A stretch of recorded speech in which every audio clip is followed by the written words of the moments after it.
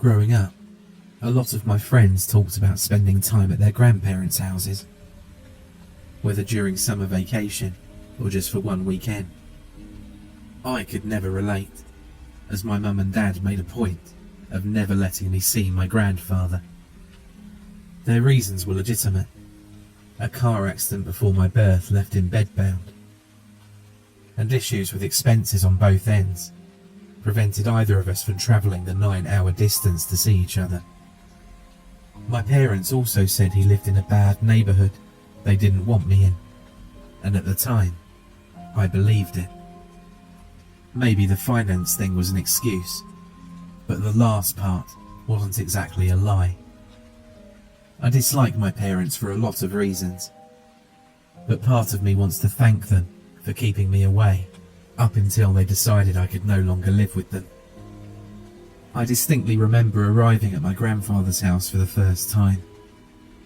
He lived in a very isolated town, isolated enough to have no internet and barely enough electricity. I was lucky to catch a bus there. The neighbourhood was rustic rather than run down, but everything seemed grey, and the air was always quiet. As soon as I stepped off the bus and onto the road, a solemn feeling came over me. It was odd, but I didn't think much of it at the time. I only had to stay for 3 days before a friend of mine would come to pick me up to live with her, since I didn't have anywhere else to go with so few connections. That was part of the reason I resorted to contacting my grandfather. Most of my friends cut me off after high school for whatever reason, and neither of my parents had any other relatives. All I needed was a halfway point between me and my future roommate, and despite us never having prior contact aside from a few emails, he was happy to oblige. My grandfather's house wasn't anything out of the ordinary. I was greeted by his carer at the front door, a man in his 30s who exuded normality as well. He took me inside, where the house was sparsely furnished, just enough for a disabled elderly man and his carer, and escorted me upstairs to see my grandfather. His bedroom had more medical equipment in it than furniture. He was pale, balding, and was laid up in a bed similar to that of a hospital's. Still, he greeted me with a smile and had me sit down and talk to him for a long while. Long enough that I only noticed that the carer left when he came back upstairs with a meal cooked for dinner. I wasn't too keen on the conversation, but my grandfather was family, and I'd feel bad if I just brushed him off after he took me in. Hours went by as we ate, and by the time I filled him in on my life until that point, or what I would tell a kind old man, it was 8 o'clock. The carer took our dishes and left, while I stood from my chair to leave as well. He stopped me as I turned away. "Oh, before you turn in for the night, there's something you need to know." I turned back to him. "What's that?" The expression on his face was grim, and it made my throat tighten.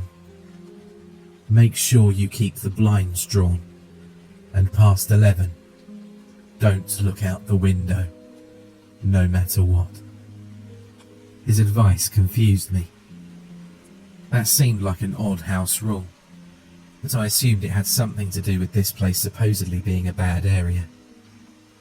I nodded and left for the guest room across the hall, which only had an old bed and a dresser. The window was along the same wall as the bed, so I could see it when I laid down. The blinds were drawn. I heeded my grandfather's words and left them alone.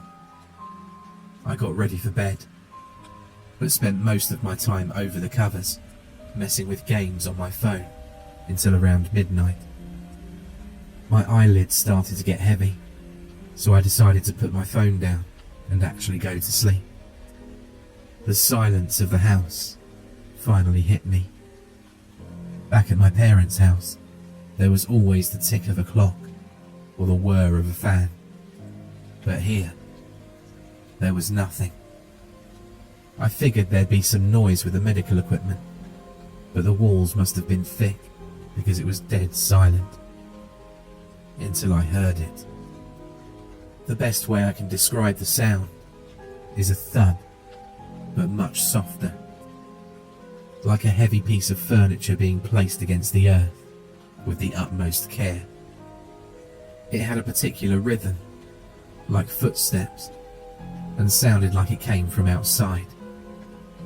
Underneath the covers, I froze. The noise filled me with fear, enough that my heart pounded against my chest and my blood rushed in my ears. One thought filled my head. There's something outside. But my grandfather's words repeated. Don't look out the window, no matter what. For some reason, I found myself slowly pulling out from under the covers and getting to my feet. I had to see it. I needed to see it. The sound grew louder as it drew closer, and even though I felt a sense of impending doom, I needed to figure out what was making such an impossible noise. Just a glimpse, a sliver. I tiptoed carefully to the window, crouched down, so if there was a thing out there, it hopefully wouldn't notice me. With as slow movements as I could manage, I stuck two of my shaking fingers between a slit in the blinds and took a deep breath before I slipped them open. Outside, in the street, was a dark mass. It stretched and contorted so much that I couldn't tell its size.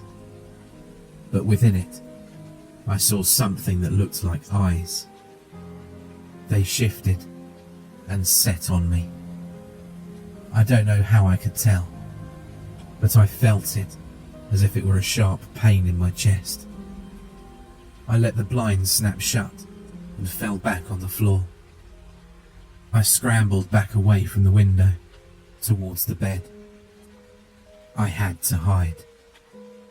I followed my instincts, and instead of getting back up in the bed or getting underneath it, I tucked myself in the corner of the room behind its headboard. I curled into a fetal position while my head swam and beads of sweat started to form on my skin. I mentally screamed at myself. I should have listened. I should have listened. I should have listened. I was going to die. I heard a click, the sound of the window being opened. But what I saw outside couldn't have been capable of such a thing. The blind snapped against something, and a shadow spread across the floor as it entered the room. What I saw outside must have been almost as tall and half as wide as a house. But the shadow it cast snaked into the room with ease.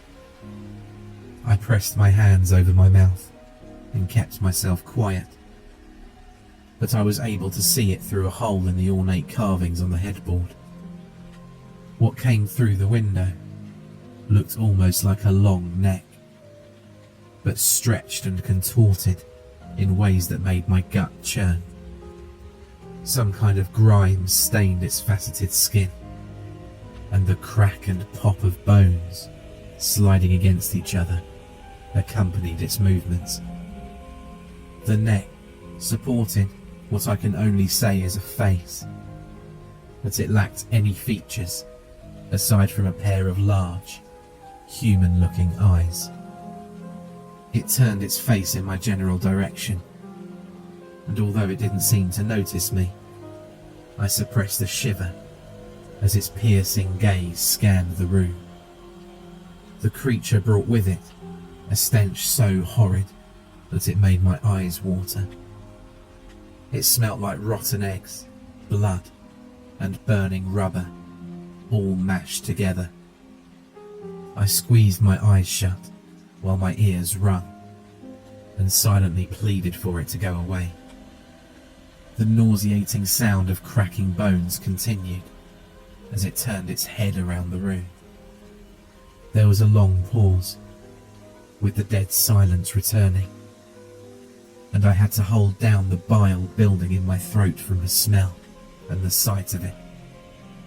I think I was crying, but I'm not sure if it was from the odour or out of sheer fear. I flinched as the cracking started up again, but a wave of relief came over me as the shadow steadily slinked out of the room and back through the window. I remained still until the same gentle thud from earlier resounded through the house, and then another, and then another. Once they faded into the distance, I got to my feet with my knees trembling and took a moment to catch my breath and calm my heart as my mind struggled to process what I just saw. I went back to bed, but I couldn't fall asleep. The next morning, I had breakfast with my grandfather in his room, like dinner the night before. I had rings around my eyes and looked pale as a ghost. I didn't want him to find out that I'd broken his rule, but my exhaustion kept me from keeping up an act. He looked at me with a grim expression once the carer took our dishes downstairs. "You saw it, didn't you?" I pursed my lips and nodded. He sighed. "Well, I hope you're satisfied. Don't do it again." "What was it?" "I don't know," he answered. "But it's been here for as long as I have, if not longer. It's this town's little secret.